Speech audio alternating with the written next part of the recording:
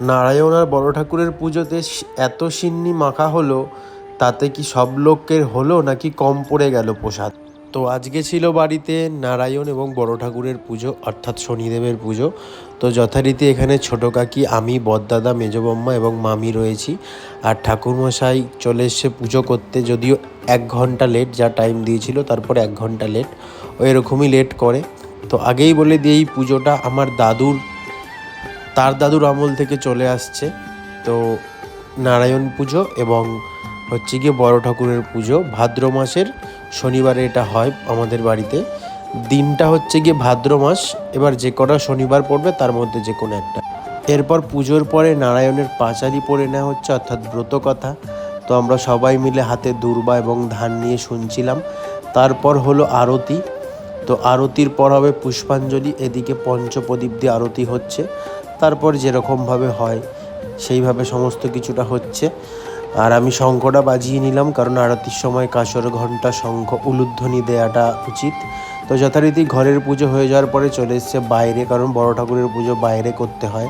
তো এখানে পুজোর সমস্ত গোছগাছ চলছে, ঠাকুরমশাই তার মতো গুছিয়ে নিচ্ছে।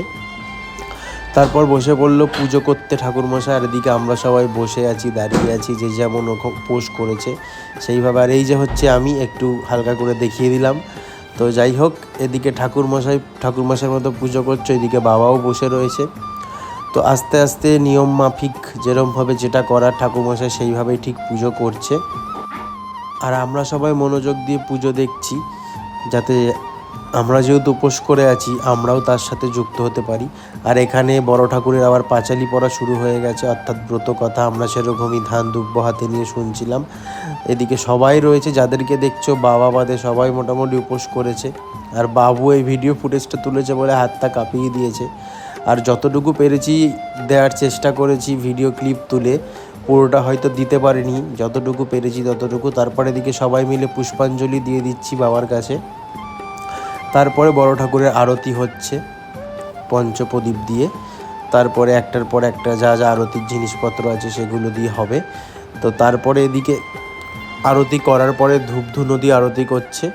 আর তারপর চলে আসলো সেই সময়টা, এটা হচ্ছে ঘরের, অর্থাৎ নারায়ণ ঠাকুরের প্রসাদ মাখছে বাবা, দেখতেই পাচ্ছ। তো যতটা প্রসাদ মাখা হয়েছিল সবটুকুই লেগে গেছে, কম পড়েনি। আর এরকম ভিডিও দেখতে চ্যানেলটা সাবস্ক্রাইব করে সাথে থাকো।